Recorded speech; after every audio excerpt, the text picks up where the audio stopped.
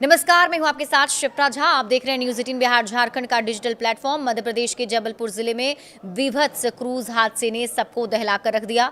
Bargi dam पर cruise का आनंद ले रहे 39 लोग तब हादसे का शिकार हो गए जब क्रूज अचानक डूबने लग गया। इस हादसे में 22 लोगों का रेस्क्यू कर उन्हें बचा लिया गया, जबकि 9 लोगों की मौत की खबर है। बाकी लोग लापता बताए जा रहे हैं। इस हादसे की एक बेहद दर्दनाक तस्वीर सामने आई, जिसे देखकर किसी की भी रूह कांप जाएगी।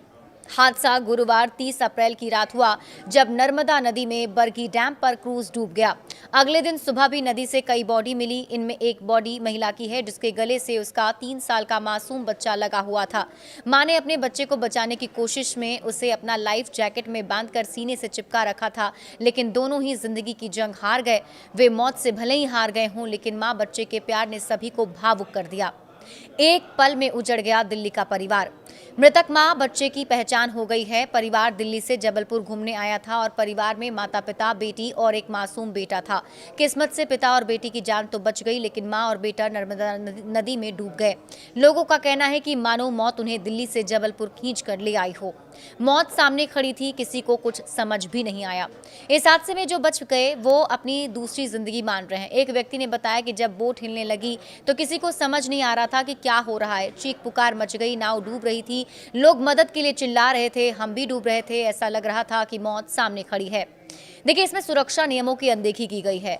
बरगी बांध में शाम को हुआ क्रूज हादसा प्रशासनिक लापरवाही और सुरक्षा नियमों की अनदेखी का एक गंभीर उदाहरण बनकर सामने आया है। इन घटनाओं में मुख्य रूप से अचानक आए मौसम परिवर्तन, लापरवाही और सुरक्षा मानकों की कमी जैसे कारण सामने आए हैं। इस हादसे में अब तक कई लोगों की मृत्यु की पुष्टि हो चुकी है। जीवित बचे पर्यटक और प्रत्यक्षदर्शियों ने आरोप लगाया कि क्रूज स्टाफ ने यात्रियों को लाइफ जैकेट उपलब्ध नहीं कराए थे। कुछ यात्रियों ने स्वयं ही जैकेट ढूंढकर पहने, जबकि अधिकांश के पास ये सुरक्षा कवच भी नहीं था। मौसम की चेतावनी की भी अनदेखी की गई।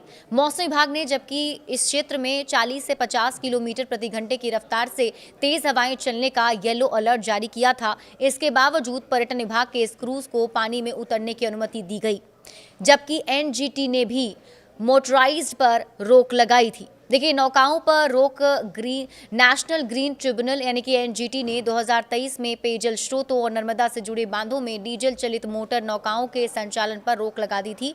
इसके बावजूद बरगी बांध में पर्यावरणीय कानूनों का उल्लंघन कर इस मोटराइज्ड क्रूज का संचालन किया जा रहा था। घटनास्थल पर रेस्क्यू के कोई इंतजाम नहीं थे। अन्य पर्यटन केंद्रों में भी यही स्थिति अभी बनी हुई है। तो ऐसे में कई लापरवाही और चूक की बातें जो है वो कही जा रही हैं। जांच चल रही है, लेकिन इसकी तस्वीरें सभी को परेशान कर रही हैं।